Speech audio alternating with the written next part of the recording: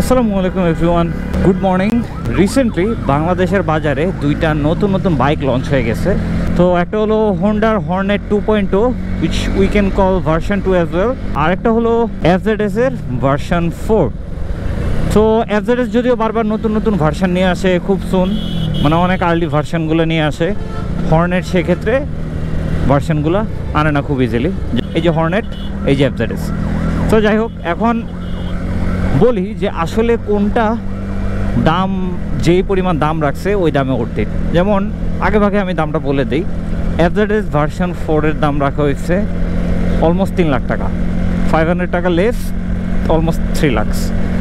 আর সেখানে হর্নেটের ভার্সন 2 এর দাম রাখা হয়েছে অনলি বললে ভুল হবে, ওইটাও অলমোস্ট সিমিলার, 2,90,000 টাকা রাখা হয়েছে। তো এখন আসি যে এই 2 লাখ টাকা, এই 2,90,000 আর এই 3 লাখ টাকার ডিফারেন্সটা কোথায়? ডিফারেন্সটা কই আমি বলি। হর্নেট যেমন বাইকটা লঞ্চ করছে, হর্নেট কিন্তু হায়ার সিসি দিয়ে লঞ্চ করছে, লাইক 184 কি 185 সিসি এরকম কিছু একটা মেবি করছে তারা। আমি স্পেসিফিকেশানগুলো খুব একটা ওভাবে চেক আউট করি নাই, বাট যতটুকু দেখছি যে এরকমই 185 সিসির মতো। আমার ইনফরমেশানে ভুল থাকতে পারে, কারণ আমি আসলে রিসার্চ করার কোনো সময় পাই নাই। আমার নর্মাল চিন্তা ভাবনায় যা মনে হয়েছে তাই আমি হলো যে আপনাদের সাথে শেয়ার করতেছি। সো 185 সিসি সেগমেন্টের একটা বাইক লঞ্চ করছে হর্নেট, আর সেখানে আপনার এফজেডএস ভার্সন 4 অ্যাজ ইউজুয়াল ওয়াইসি কানেক্ট এরকম কি একটা ব্লুটুথ কানেকশানের মতো কি যেন আনছে, তারপর ট্র্যাকশন কন্ট্রোল আনছে, হুইচ ইজ গুড। বাট আপনি দেখেন পাওয়ারের দিক থেকে যদি বলি, আমরা বরাবর সবসময় জানি এফজেডএস ভার্সনগুলো কমফোর্টনেস দেওয়া হয় এফজেডএস ভার্সনে। ইয়ামার বাইকগুলোতে মোটামুটি কন্ট্রোলিং খুব ভালো থাকে, এটা নিয়ে কোনো ডাউট নাই। বাট এফজেডএস ভার্সন নিয়ে পুরো ভার্সনে, এই পুরো সিরিজটাতেই যেই জিনিসটা সবচাইতে খারাপ জিনিস সেটা হলো যে কোনো পাওয়ার নাই, এটাতে কোনো পাওয়ার নাই। আর অন্যদিকে দেখেন 185 সিসির একটা বাইক দিচ্ছে হর্নেট।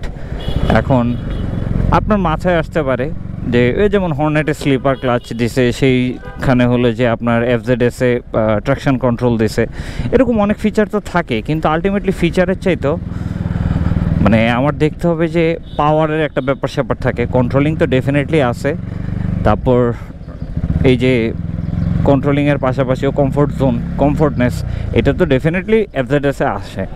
কিন্তু এর মানে এই না যে হর্নেটে এটা একদম বাজে। হর্নেটও ঠিক আছে, চলে, মানে একটু 19-20 আর কি। সো একটু বেস্ট যদি আমি চিন্তা করি, সেক্ষেত্রে আমি বলবো যে হর্নেটের চাইতে এফজেডএসের কন্ট্রোলিংটা বা কমফোর্টনেসটা একটু বেশি।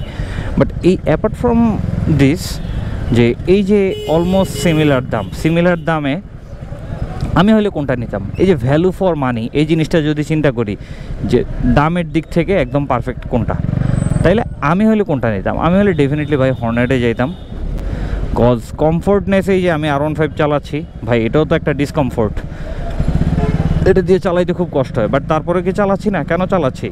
কজ এটা লুকসের জন্য, এটার কন্ট্রোলিংয়ের জন্য, আর তার উপরে এটা একটা ব্র্যান্ড।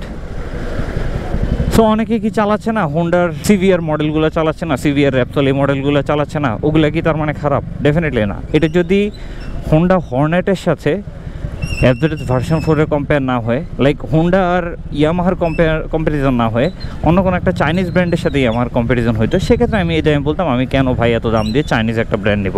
যদি আমি চাইনিজ ব্র্যান্ডগুলোকে খারাপ বলতেছি না, চাইনিজ ব্র্যান্ডগুলো ইদানিং যাবৎ খুব ভালো করতেছে। বাট যেহেতু এরা রাইজিং কোম্পানি, সো আমি যদি ট্রাস্টেডের কথা চিন্তা করি, ট্রাস্টেড দিয়ে এই জিনিসটা চিন্তা করি, সেক্ষেত্রে আমি বলবো সেক্ষেত্রে আমি ইয়ামাহাতে যেতাম। বাট যেহেতু ওই উল্টা পাশে হর্নেট আছে, আই মিন হোন্ডার একটা সিরিজ আছে, হোন্ডার একটা মডেলের বাইক আছে, সেক্ষেত্রে হোন্ডা তো ভাই টপ নচ একটা মডেল। সো সেক্ষেত্রে আমি মানে ওইভাবে কম্পেয়ার করা কিছু নাই যে ব্র্যান্ড ভ্যালু কোনটার কী আসে বিষয়। হইতে পারে ইয়ামাহার বেশি বাংলাদেশে, হোন্ডার একটু কম, বা হইতে পারে বাইরের বাজারে মানে ইন্টারন্যাশনাল মার্কেটে হোন্ডার ভ্যালু বেশি, ইয়ামাহার ভ্যালু কম, I don't know. But the thing is যে দুইটাই অলমোস্ট আমার কাছে সিমিলার। কিন্তু আমি যদি এই প্রাইসে কোনো একটা বাইক চুজ করতে যাই, সেক্ষেত্রে ডেফিনেটলি আমি হর্নেট চুজ করব, কারণ আমার লাগবে পাওয়ার। তার উপর দেখেন এফজেডএস ভার্সন 4-এ সেই সেম এরকম টেলিস্কোপিক সাসপেনশানই দিয়েছে, যেখানে হর্নেটে দেওয়া হয়েছে upside down fork suspension. So বলেন এই দামে আমি কেন হলে যে হর্নেটটা চুজ করবো না? সো আপনাদের মতামত ডেফিনেটলি জানাবেন যে আপনি হলে কোনটা চুজ করতেন।